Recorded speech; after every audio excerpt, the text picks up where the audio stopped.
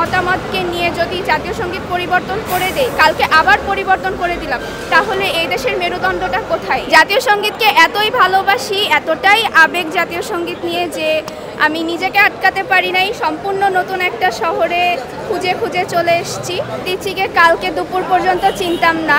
রাতে আমি জাতীয় সঙ্গীত নিয়ে ফেসবুকে স্ক্রল করছিলাম, তখন দেখলাম যে আজকে সকাল 10টায় উদিচি জাতীয় সঙ্গীত গাইবে। আমি ঢাকায় একদম নতুন, কিচ্ছু চিনি না, জাস্ট হাতে গুগল ম্যাপটা নিয়ে বের হয়ে গেছি আর কীভাবে যেন পৌঁছে গেছি।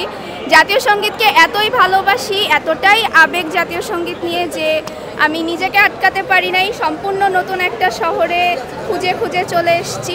আর যতদূর কথা জাতীয় সঙ্গীত পরিবর্তন নিয়ে, এখানে বিষয়টা হচ্ছে অনেকে বলছে যে জাতীয় সঙ্গীতে বাংলাদেশ শব্দটা নাই। 250-টিরও বেশি ডিজাইন অপশন নিয়ে ওয়ালটন স্মার্ট ফ্রিজ, বোঝে আপনার প্রয়োজন।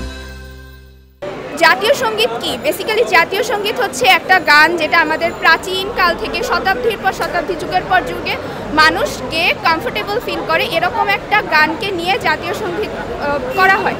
আমার নানা গত 20 বছরে 40 বছরে যে বাংলাদেশ শব্দটি নিয়ে যে গানটা লেখা হয়েছে সেটাতে কমফোর্টেবল না যতটা আমার সোনার বাংলা গানটা গিয়ে কমফোর্টেবল। এখন আমরা কোনো একটা মতামতকে নিয়ে যদি জাতীয় সঙ্গীত পরিবর্তন করে দেই, কালকে আবার পরিবর্তন করে দিলাম, তাহলে এই দেশের মেরুদণ্ডটা কোথায়? এই দেশের জাতীয় সঙ্গীতকে আমরা শ্রদ্ধা করতে চাই।